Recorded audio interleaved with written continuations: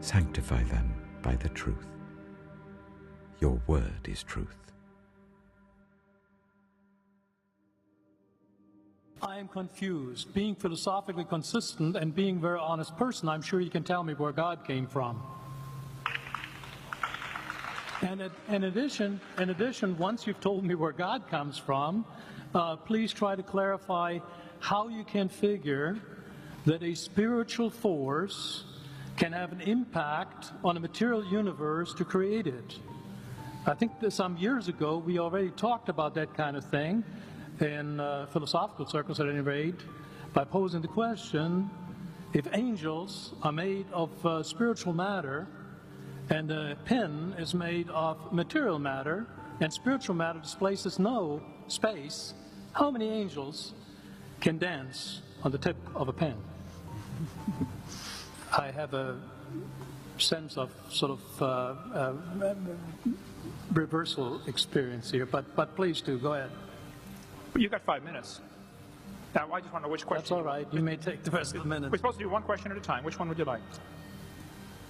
That was part of the format for the debate. So which question? I want you to fill in the story of the rest of the beginning of the universe. God, spiritual matter, impact on material matter. Okay. So 2 questions. All right. Go ahead. All right, your question, where did God come from, assumes that you're thinking of the wrong, obviously it displays that you're thinking of the wrong God, because the God of the Bible is not affected by time, space, or matter. If he's affected by time, space, or matter, he's not God. Time, space, and matter is what we call a continuum. All of them have to come into existence at the same instant, because if there were matter but no space, where would you put it? If there were matter and space but no time, when would you put it? You cannot have time, space, or matter independently. They have to come into existence simultaneously. The Bible answers that in 10 words. In the beginning, there's time. God created the heaven, there's space, and the earth. There's matter. So you have time, space, matter created a trinity of trinities there. Just, you know, time is past, present, future. Space has length, width, height. Matter has solid, liquid, gas. You have a trinity of trinities created instantaneously. And the God who created them has to be outside of them. If he's limited by time, he's not God. The guy who created this computer is not in the computer. He's not running around in there changing the numbers on the screen, okay?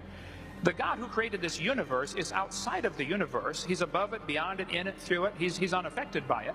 So the concept that a spiritual force cannot have any effect on a material body, well then I guess you'd have to explain to me things like emotions and love and hatred and envy and jealousy and rationality.